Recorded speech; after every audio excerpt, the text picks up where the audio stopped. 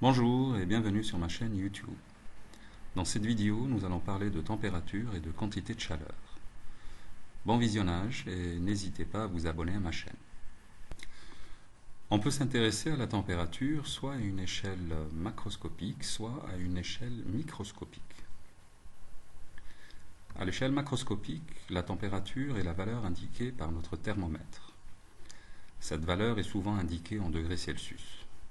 Elle est relative à notre sensation de froid ou de chaud. 0 Celsius signifie que l'eau gèle à cette température. À 100 degrés, l'eau passe à l'état gazeux. L'échelle microscopique permet de comprendre ce qui se passe à l'échelle des atomes et des molécules. Ainsi, un corps est chaud lorsque son énergie cinétique microscopique est importante, c'est-à-dire lorsque la vitesse d'agitation de ses molécules est importante. Lorsqu'un corps refroidit, la vitesse d'agitation des molécules qui le composent diminue. On peut alors définir une température dite température absolue, directement liée à la vitesse de vibration des molécules et qui sera exprimée en Kelvin. Ainsi, pour une vitesse d'agitation nulle, la température absolue vaut 0 Kelvin.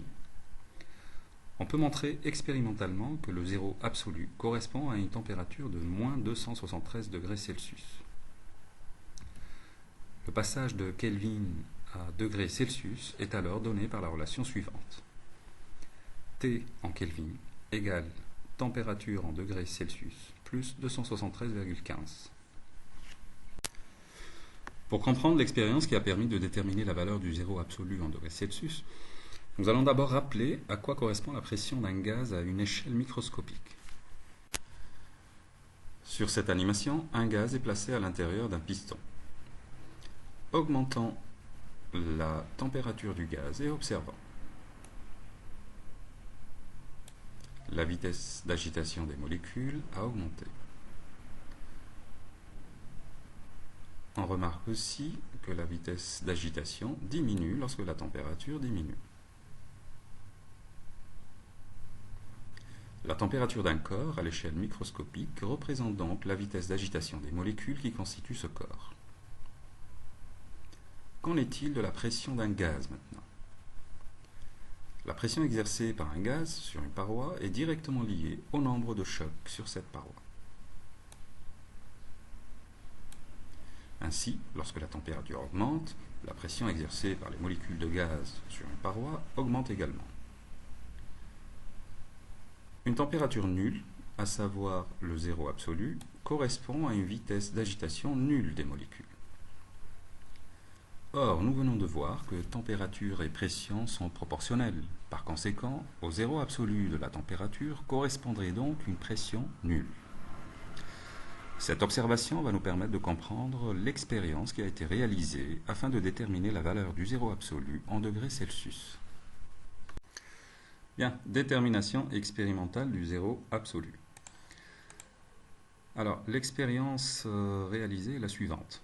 On va prendre un gaz qu'on va mettre dans un récipient qui lui-même va être immergé dans un bain-marie. Donc là, vous avez un thermomètre qui indique la température de l'ensemble et ici un manomètre pour mesurer la pression au sein du gaz. Pour 25 degrés Celsius, la pression vaut 1029 hectopascales. Alors on fait quoi par la suite? On va changer la température. On va augmenter donc la température et relever la valeur de la pression. Donc ici 1281 hectopascales pour une température de 100 degrés Celsius. On fait la même chose pour d'autres valeurs de la température. Donc pour 0 degrés Celsius, la pression vaut 940 hectopascales. Après avoir déterminé expérimentalement quelques couples pression-température, on trace la courbe P en fonction de θ. Alors, la courbe obtenue est une droite qui ne passe pas par l'origine. Alors, ce graphique va nous permettre de déterminer la valeur du zéro absolu, puisque vous savez que lorsque la pression est nulle, la vitesse d'agitation des molécules l'est aussi. Et donc, si on relève la valeur de θ lorsque P égale 0, cette valeur va correspondre au zéro absolu. Alors par lecture, donc le point d'intersection de la droite avec l'axe des abscisses va nous donner une valeur de moins 273,15 degrés Celsius. Le zéro absolu vaut donc en degrés Celsius moins 273,15. Alors faisons un petit récap. La température peut être exprimée en Kelvin ou en degrés Celsius. Il n'y a pas de température plus froide que moins 273 degrés Celsius. On parle alors du zéro absolu. Pour passer de degrés Celsius à Kelvin, on rajoute 273. Enfin, il faut apprendre par cœur la relation de passage entre degrés Celsius et Kelvin. Quantité de chaleur Q. Prenons comme exemple de système de l'eau contenue dans un récipient. À l'état initial, la masse d'eau est de 3 kg et sa température vaut T1 égale 15 degrés Celsius. À l'état final, la température de l'eau est passée à 35 degrés Celsius. L'énergie qu'il a fallu apporter au système pour augmenter sa température est appelée quantité de chaleur. Elle est notée grand Q et vaut ME fois C de l'eau fois T2 moins T1. ME est la masse d'eau, C de l'eau est la capacité calorifique massique de l'eau, et T2 moins T1 représente la variation de température entre l'état final et l'état initial.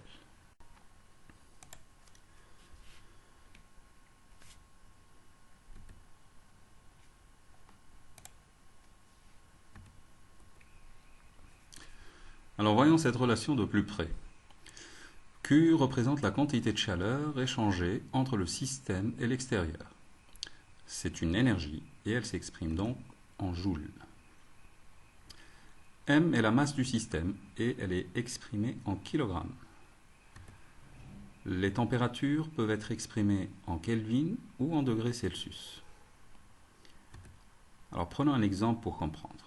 Supposons que TI soit égal à 273 Kelvin et TF 373 Kelvin. La différence TF moins TI va donner 100 Kelvin. Or, on sait que TI égale 0 degrés Celsius et TF égale à 100 degrés Celsius. Donc, la différence en degrés Celsius va donner la même chose. 100 moins 0, ça fait bien 100. On peut donc, dans un exercice, travailler en Kelvin ou en degrés Celsius. Le résultat de Q restera en joules. Alors, par analyse dimensionnelle, on trouve que l'unité de C est joule kilogramme moins 1, Kelvin moins 1, ou joule kilogramme moins 1, degrés Celsius moins 1. Alors, quelle est la signification physique de cette capacité calorifique massique ? Elle représente en fait l'énergie qu'il faut apporter à 1 kg d'un corps pour augmenter sa température de 1 degré Celsius ou d'1 Kelvin. Alors à titre indicatif, la capacité calorifique massique de l'eau vaut 4186. Concrètement, ça veut dire quoi ? Si vous prenez 1 kg d'eau et que vous le chauffez avec une énergie égale à 4186 joules, sa température va augmenter d'1 degré Celsius. Signe de Q. La quantité de chaleur peut être positive ou négative. Prenons un liquide par exemple. Ce liquide peut soit gagner de la quantité de chaleur, soit en perdre. Alors si Q est positif, ça veut dire que la chaleur a été gagnée par le système. Et si Q est négatif, ça veut dire que le système en a perdu.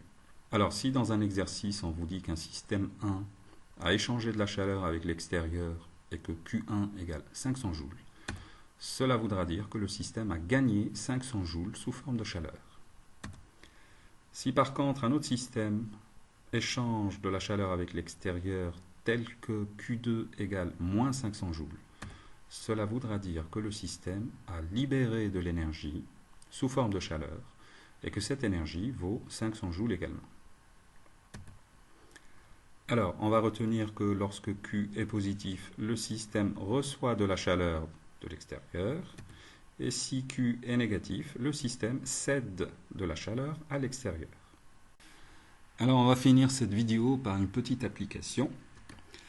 On va considérer un bain-marie qui contient 1,7 litre d'eau, initialement à une température de 20 degrés Celsius.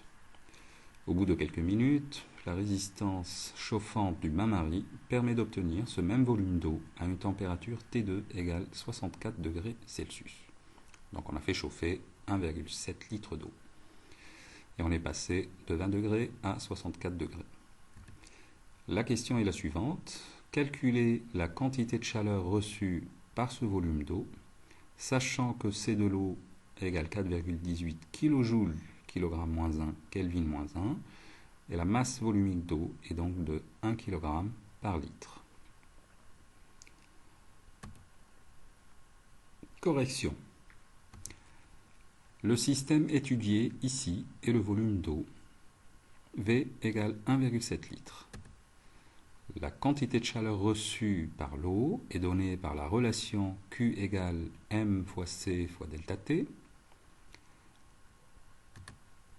Or, la masse volumique, c'est masse divisée par volume. On peut donc dire que masse est égale à ρ fois V.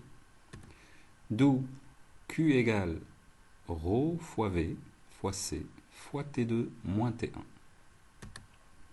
On remplace par les valeurs en faisant attention aux unités.